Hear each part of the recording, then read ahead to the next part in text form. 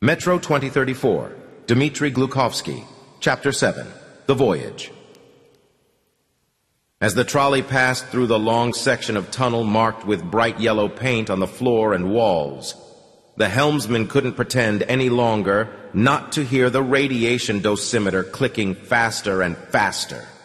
He took hold of the brake and muttered apologetically, "Comrade Colonel, we can't go any further without protection." "Let's go just another 100 meters, Denis Mikhailovich suggested gently, turning to face him. "I'll release you from watch duty for a week afterwards as a hazard bonus." "But this is the extreme limit, Comrade Colonel," the helmsman whined, still not daring to reduce speed. "Stop," Hunter ordered. "We'll walk on from here. He's quite right. The radiation level is really getting too high." The brake block squealed. The lantern hanging on the frame swayed, and the trolley came to a halt. The brigadier and the old man, who were sitting with their legs dangling over the edge, climbed down onto the tracks. The heavy protective suits, made of lead-impregnated fabric, looked like deep-sea divers' outfits. They were incredibly expensive and rare. Probably less than 24 of them could be found in the entire metro. The two at Sevastopol had almost never been used. They'd just been waiting for their time to come. These suits of armor could absorb the fiercest radiation, but they turned even simple walking into a difficult task. At least they did for Homer. Denis Mikhailovich left the trolley and walked on with them for a few minutes, swapping phrases with Hunter, snatches of speech that were deliberately clipped and crumpled, so that Homer couldn't unfold and interpret them. "Where will you get them?" he asked the brigadier gruffly. "They'll give me them. They won't have any choice," Hunter boomed, looking straight ahead. "Everyone stopped expecting you back ages ago. For them, you're dead. Dead. You understand?" Hunter stopped for a moment and spoke in a low voice, as if he were talking to himself, not the perimeter commander. "If only it was all that simple. And desertion from the order, that means a fate worse than death." Without answering, the brigadier swung his hand up, simultaneously saluting the colonel and lopping off an invisible anchor cable. Denis Mikhailovich took the hint and stayed behind on the dockside, while the brigadier and the old man moved slowly away from the shore, as if they were fighting a reverse current, and set off on their great voyage across the seas of darkness. The colonel lowered his hand from his temple and signaled to the helmsman to start the engine. He felt desolate, left with no one to issue ultimatums to, and no one to wage battle against. As the military commander of an island lost in one of those dark seas, all he could hope for now was that the little expedition wouldn't get lost out there and would return home someday.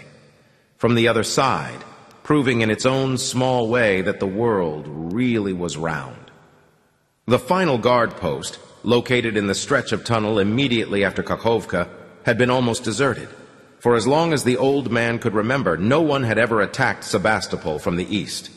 Now the patch of yellow seemed less like a marker, dividing the endless concrete intestine into arbitrary sections than a cosmic lift, connecting two planets that were hundreds of light years apart. Beyond it, the inhabitable space of Earth was imperceptibly replaced by a dead lunar landscape, and the apparent resemblance between them was a deception. As he focused on setting one foot in front of the other in his incredibly heavy boots and listened to his own strenuous breathing, penned into a complex system of fluted tubes and filters, Homer imagined he was an astronaut who had landed on a satellite of some distant star. Indulging in this puerile fantasy made it easier for him to adjust to the weight of his suit.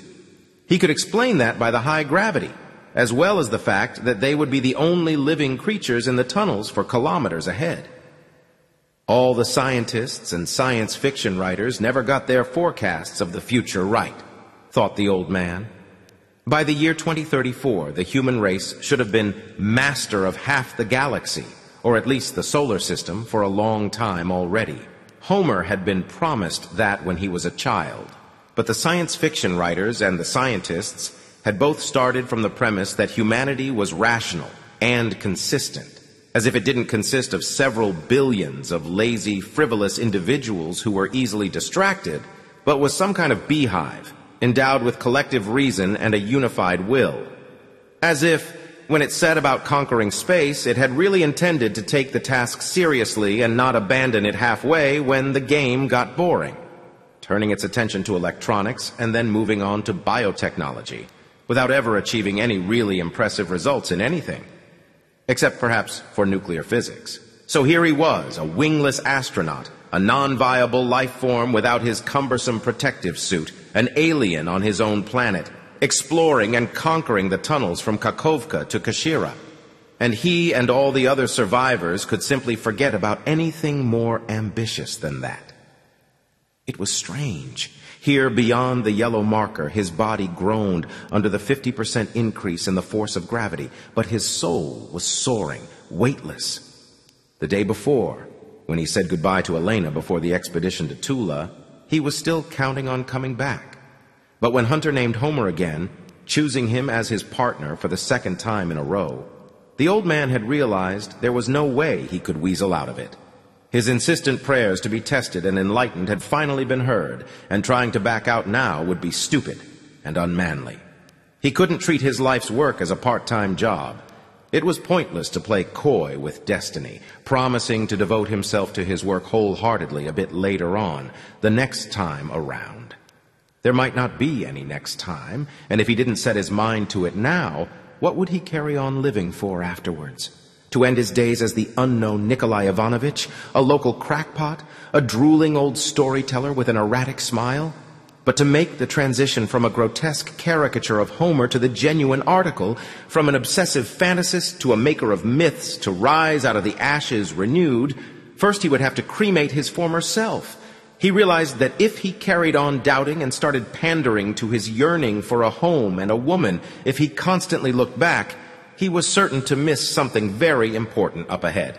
He had to wield the knife. It would be difficult for him to return from this new expedition unharmed, or even to return at all.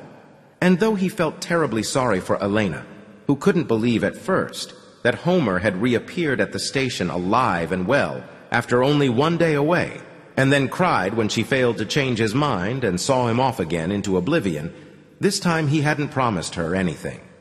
As he hugged Elena tight against him, he looked over her shoulder at the clock. He had to go. Homer knew it wasn't easy to amputate more than 10 years of life just like that. He was bound to suffer phantom pains after the loss. He had expected to feel the urge to look round all the time, but once he stepped beyond that thick yellow boundary marker, it was as if he had really died, and his soul had soared free, breaking out of both of its ponderous, unwieldy physical shells. He had escaped. Hunter didn't seem to be hampered at all by his protective suit. The loose clothing bulked out his muscular, wolfish figure, transforming it into an amorphous colossus, but without reducing its agility. He walked along side by side with the panting old man, but only because he was still keeping a close eye on him after Nakimov Prospect. After what Homer had seen at Nagatino, Nagornaya and Tula, agreeing to carry on roaming the tunnels with Hunter hadn't been an easy decision. But he had found a way to convince himself the long-awaited metamorphoses heralding his rebirth had begun while he was with the brigadier. And it didn't matter why Hunter had dragged him along again, to set the old man on the right path or to use him for spare rations. The most important thing for Homer now was not to let this new condition slip away, to exploit it while he still could, to invent things and write them down. And another thing, when Hunter asked him to come, Homer seemed to sense that the brigadier needed him in almost exactly the same way, not in order to guide him through the tunnels and warn him about the dangers. Perhaps in nourishing the old man's energies, the brigadier was also taking something from Homer, without asking permission. But what could he possibly need? Hunter's apparent lack of emotion could no longer deceive the old man. Under the crust of that paralyzed face, magma was seething, occasionally splashing out through the craters of those smoldering eyes that didn't close. He was in turmoil. He was searching for something too. Hunter seemed to fit the role of the future book's epic hero. Homer had hesitated for a while and then, after the first few trials, accepted him. But there were many things about the brigadier's character, such as his passion for killing living things, the words he left unspoken, and his miserly gestures that made the old man wary. Hunter was like those killers who taunted and provoked the police detectives, wanting to be unmasked. Homer didn't know if Hunter saw him as a confessor, a biographer, or an organ donor, but he sensed that this strange relationship of dependence was developing into something mutual, growing stronger than fear. And Homer was haunted by the feeling that Hunter was putting off a very important conversation. Sometimes the brigadier turned to him as if he was about to ask something and never actually spoke. But then, perhaps the old man was merely indulging in wishful thinking, and Hunter was leading him on deeper into the tunnel so that he could wring an unwanted witness's neck.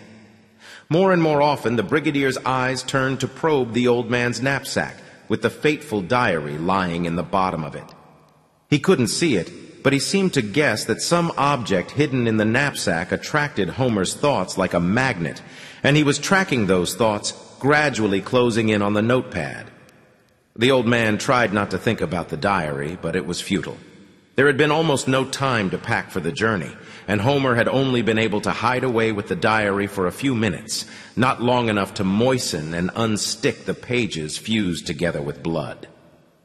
But the old man had leafed rapidly through the other pages, crisscrossed haphazardly with hasty, fragmentary entries. The timeline was disrupted, as if the writer had to struggle to catch the words and had simply set them down on paper wherever he could. To render them meaningful, the old man had to arrange them in the right order. We have no lines of communication. The phone is dead. Perhaps it's sabotage. One of the exiles in revenge. Before we got here. The situation is hopeless. We can't expect help from anywhere. If we ask Sevastopol, we'll be condemning our own men. We have to endure it. For how long? They won't let me go. They've gone insane. If not me, then who? Make a run for it. And there was something else, too. Immediately after the final entry, calling for the idea of storming Tula to be abandoned, there was a blurred signature, sealed with a bloody fingerprint, like reddish-brown sealing wax. It was a name that Homer had heard before, one he had often spoken himself. The diary belonged to the signal officer of the team sent to Tula a week before.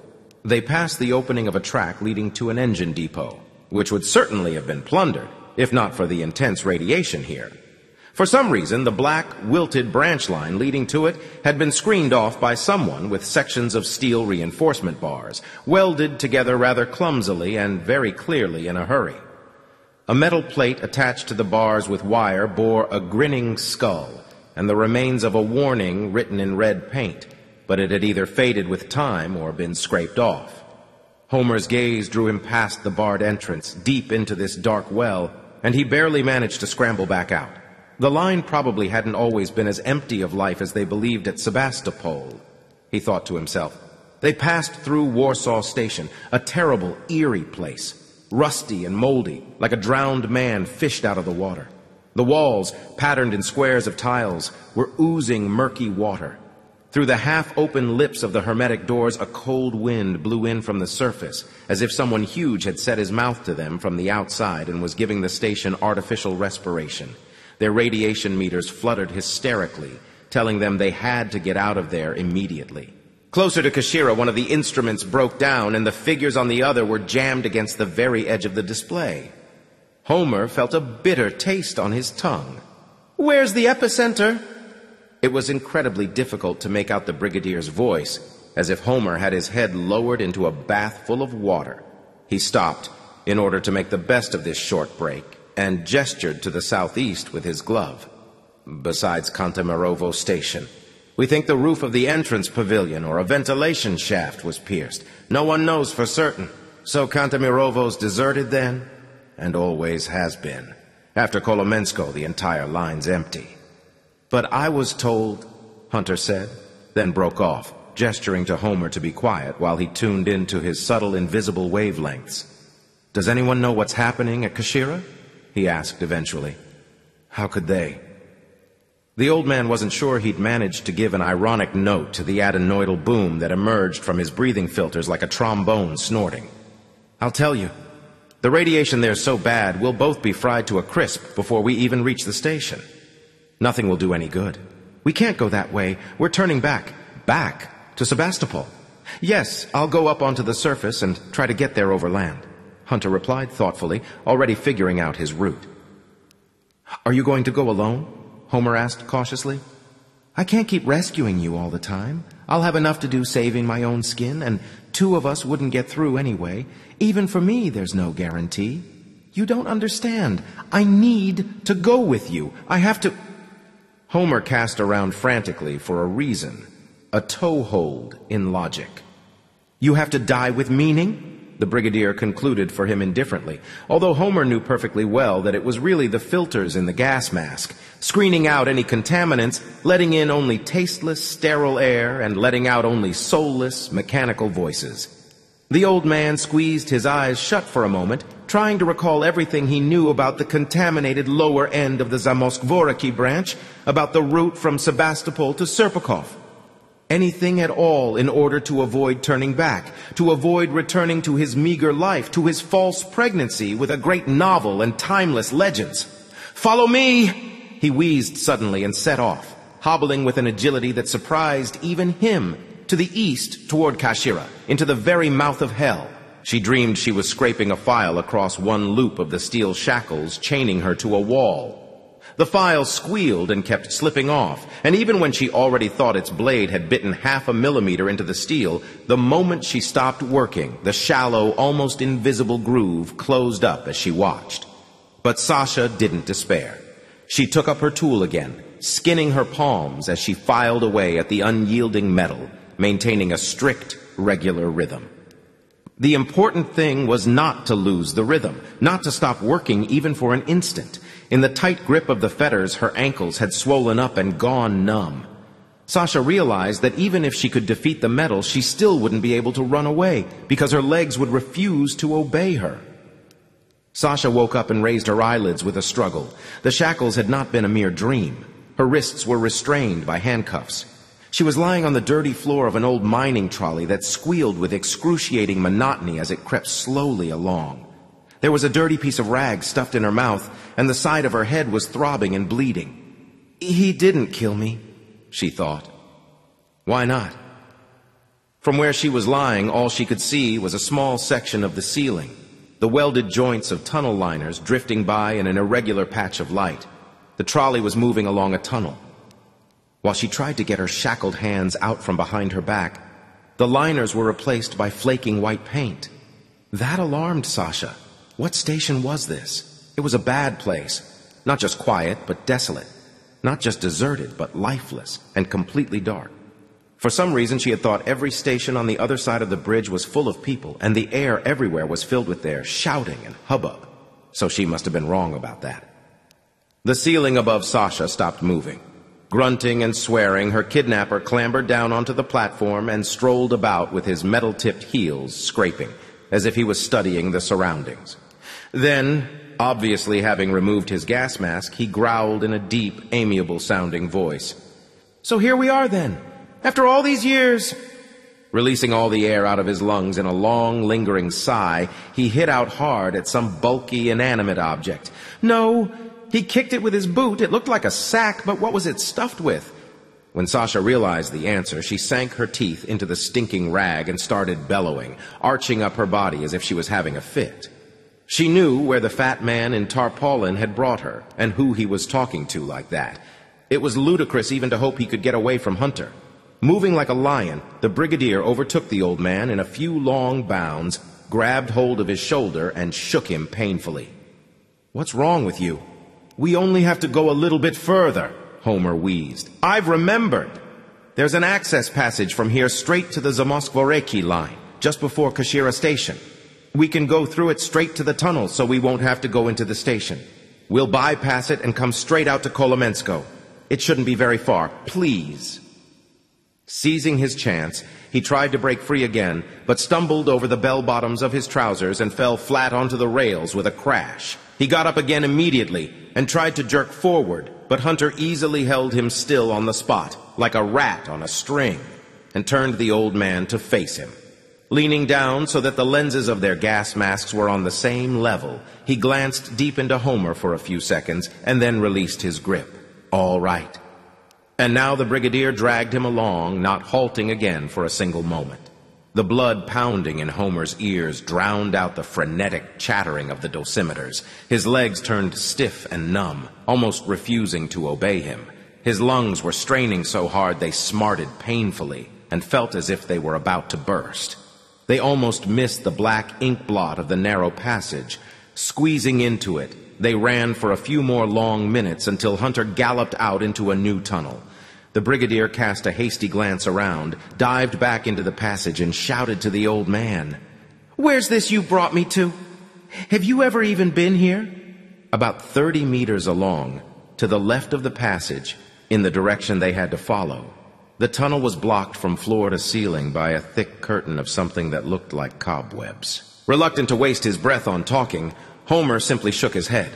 It was absolutely true. He'd never had any reason to come this way before, and this was hardly the moment to tell Hunter all the things he'd heard about this place. Throwing his automatic back over his shoulder, the brigadier took a long rectangular hatchet, something like a homemade machete, out of his knapsack and slashed at the sticky white lacework. The dried-out skeletons of flying cockroaches that were stuck in the nets started quivering and rustling like hoarse little bells. The edges of the ragged wound that had been inflicted immediately closed together, as if it was healing up. Turning back the semi-transparent fabric of the web and sticking his flashlight inside, the brigadier lit up the passage. It would take them hours to clear it. The multi-layered webbing of sticky threads filled every part of the connecting tunnel for as far as the beam of light could reach. Hunter checked his radiation monitor, made a strange guttural sound, and started furiously hacking away the threads stretched between the walls of the tunnel. The cobweb yielded slowly, taking more time than they could afford now.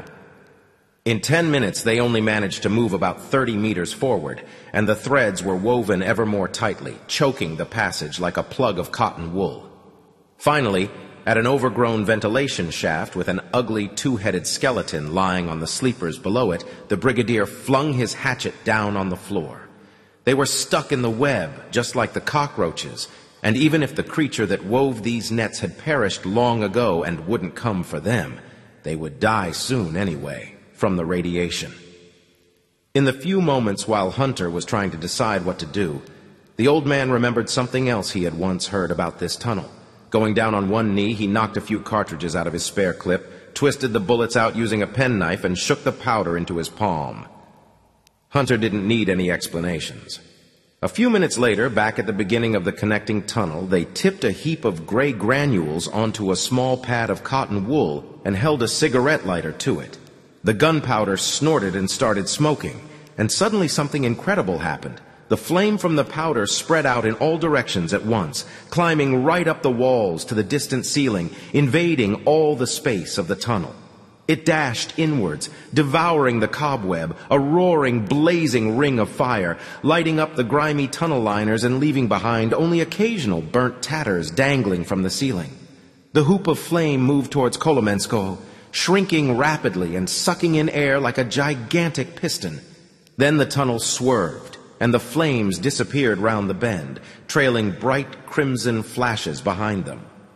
And from the far distance, breaking through the regular drone of the fire, came a call that wasn't human, something between a despairing howl and a strident hiss. Although Homer, hypnotized by the spectacle, could easily have imagined it. Hunter tossed the hatchet back into his knapsack and took out 2 new unopened canisters for gas masks. "I was keeping them for the way back," he said, changing his own filter and handing the second canister to the old man. "After that fire, the pollution in there now is like the place had just been bombed." The old man nodded. When the flames swirled upwards, they'd stirred up radioactive particles that had been settling into the cobweb for years, eating their way into its threads. The black vacuum of the tunnel was now filled with deadly molecules suspended in the air like millions of tiny underwater mines, and they had blocked off the Voyager's navigable channel. There was no possible way to avoid them. They had to break straight through. "If only your dad could see you now," the fat man scolded her derisively. Sasha was sitting directly opposite her father's overturned body, which was lying face down in the blood. Both straps of her overalls had been tugged down off her shoulders, revealing a washed-out singlet with a picture of some jolly little animal. Her kidnapper wouldn't let her see his face. He seared her eyes with a brilliant beam of light every time she tried to look up. He'd taken the rag out of her mouth, but Sasha still had no intention of asking him for anything. Not like your mother, unfortunately, and I was really hoping. The elephantine legs in the blood-smeared knee boots set off again round the column that Sasha was sitting against. Now his voice came from behind her back. Your daddy probably thought that in time everything would be forgotten. But some crimes don't carry a statute of limitation. Slander, betrayal. His obese figure emerged from the gloom on the other side of her. He stopped, looking down on her father's body, prodding it contemptuously with his boot. He hacked up spittle and spat out a generous gobbet. It's a shame the old fellow snuffed it without my help, said the fat man, running the beam of his flashlight round the heaps of useless junk that cluttered the bleak, faceless station and halting it on the bicycle with no wheels. A cozy little place you have here. I think if it wasn't for you, your daddy would have preferred to hang himself. While the flashlight was directed away from her, Sasha tried to crawl off to the side, but a second later, the beam picked her out of the darkness again. And I can understand him, said her kidnapper. With a single bound, he was there beside her again. You've turned out a fine little girl. It's just a shame you're not like your mom. I think he was probably disappointed about that, too. Well, never mind, he said, knocking her to the floor with the toe of his boot. At least I didn't waste my time coming all the way through the metro to get here. Sasha shuddered and shook her head. See how unpredictable everything is, Pete, he said, talking to Sasha's father again. There was a time when you used to have your rivals in love court-martialed. Thanks, by the way, for not having me executed, merely banished for life. But life is long and circumstances change, and not always to your advantage. I've come back, even if it has taken me 10 years longer than I planned. It's never an accident when someone goes back somewhere, Sasha whispered, repeating her father's words. How very true that is, the fat man jeered. Hey, who's there? At the far end of the platform, something bulky and ponderous rustled and fell. Then there was a kind of hissing sound and the stealthy footsteps of a large animal. When silence fell again, it was a false silence, frayed and tattered. Like her kidnapper, Sasha could sense something moving towards them out of the tunnel. The fat man snapped the breech of his gun, went down on one knee beside the girl, pressed the butt into his shoulder, and ran a trembling spot of light over the closest columns. Hearing the southern tunnels come to life after they had been empty for decades was as spine-chilling as seeing the marble statues waking up in one of the central stations of the metro. A blurred shadow flitted across the beam of light just as the beam was turning away. It wasn't human, though. The shape was wrong and the movements were too agile. But when the light moved back to the spot where the mysterious creature had just been, there was no trace of it. A minute later, the beam, fluttering wildly in panic, caught it again, only 20 steps away from them. A bear? The fat man whispered in disbelief, pressing the trigger. Bullets lashed into the columns and started rattling against the walls, but the beast seemed to have dematerialized, and not a single shot found its target. Then the fat man suddenly stopped firing senselessly, dropped his automatic, and pressed his hands to his stomach. His flashlight rolled off to one side, casting a cone of light that crept across the floor and lighting up his corpulent, hunched-over figure from below. A man stepped unhurriedly out of the gloom, walking with incredibly soft, almost soundless steps in his heavy boots. In a protective suit that was too large even for a giant like him, he really could have been taken for a bear. He wasn't wearing a gas mask. His scar-furrowed face and shaved head looked like a scorched desert.